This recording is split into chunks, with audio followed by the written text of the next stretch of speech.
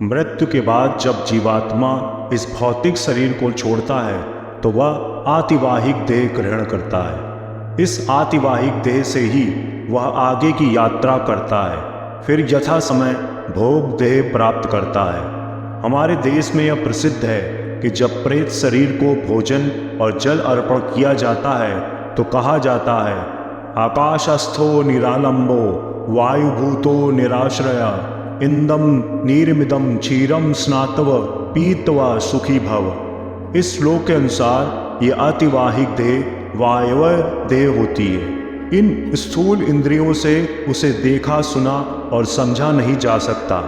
हालांकि शास्त्रों में एक मत के अनुसार ये वायवीय देह होती है, लेकिन एक दूसरे मत के अनुसार इसमें अग्नि, वायु और आकाश तीनों तत्व रहते हैं।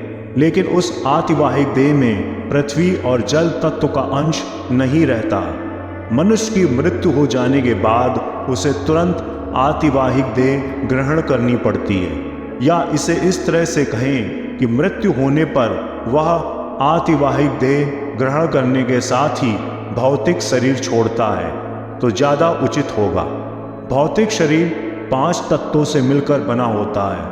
जीवन जीते समय ये पांचों तत्व एक दूसरे से पूरी तरह मिले हुए होते हैं, लेकिन वर्तमान जन्म के लिए प्रारब्ध कर्म के समाप्त होते ही ये मिश्रण या इनका आपस में बंधन छिन्न भिन्न हो जाता है। तब उस समय इन 5 तत्वों में से 2 तत्व पृथ्वी और जल, जो कि ग्रेविटेशन से संपन्न होते हैं, शरीर के पार्थिव अंशों के साथ नीचे गिर पड़ते हैं और अग्नि, वायु और आकाश ऊपर उठते हैं। यह देह जिसमें केवल अग्नि, वायु और आकाश रहते तो हैं, लेकिन उनमें परस्पर घना संश्लेषण यानी कि डेंस फोर्सेस ऑफ अट्रैक्शन नहीं रहता, आतिवाहिक देह कहलाता है।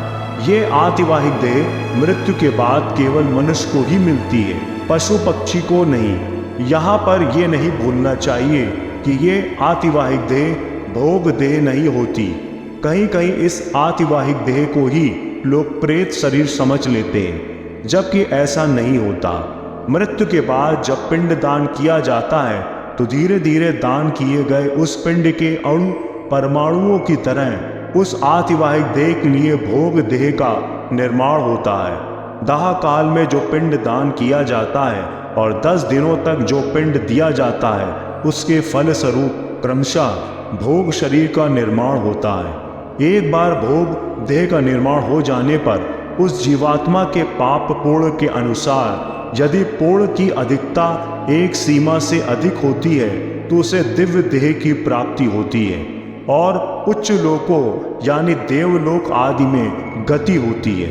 और यदि पाप की अधिकता एक सीमा से अधिक होती है तो यातना देह की प्राप्ति होती है और नीचे के लोकों यानी नरक इत्यादि की तरफ गमन होता है। उस सीमा से कम पाप पूर्ण होने पर वह वापस पुनः इसी मृत्यु लोक में आता है। जब हम बात करते हैं स्वर्ग की तो वहाँ असंख्य देवलोक विद्यमान है। इसी प्रकार से नरकों की संख्या और प्रकार भी असंख्य हैं। वास्तव में इन सारे लोकों में भोग शरीर के साथ ही प्रवेश होता है।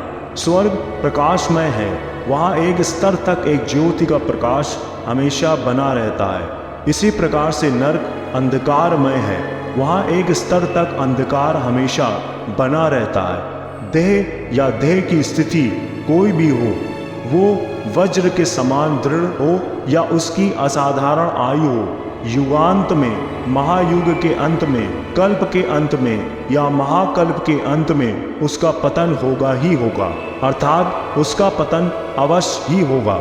इस प्रकार से हम देख सकते हैं कि हिंदू धर्म में आत्मा की जीवन यात्राओं और विभिन्न ब्रह्मांडों एवं लोकों में उसकी क्रियाकलापों के सिद्धांतों को परिभाषित किया गया है। हिंदू धर्म के मृत्यु उपरांत जीवात्मा के शरीर का निर्माण, विभिन्न लोकों में गमन आदि के सिद्धांतों से प्रेरित है प्राचीन मिस्र की सभ्यता के कर्मकांड और सिद्धांत। दुर्भाग्य से प्राचीन मिस्र की सभ्यता के खंडहरे ही बचे अपनी कहानी कहने को। इस तरह से माया सभ्यता के भी कर्मकांड और सिद्धांत हिंदू धर्म से प्रेरित हैं। इन सभ्यताओं के वंशज आज इस दुनिया में नहीं है, लेकिन समय के अंतराल में खोई इन सभ्यताओं से जब भी कोई रोशनी की किरण फूटेगी, लाखों की आंखें चकाचौंध होंगी। धन है वह प्राचीन ऋषि मनीषी जिन्होंने सैकड़ों सहस्त्रों वर्षों तक तप किया और प्रकृति और ब्रह्म द्वारा रचे गए इस सृष्टि के रहस्यों को न केवल समझा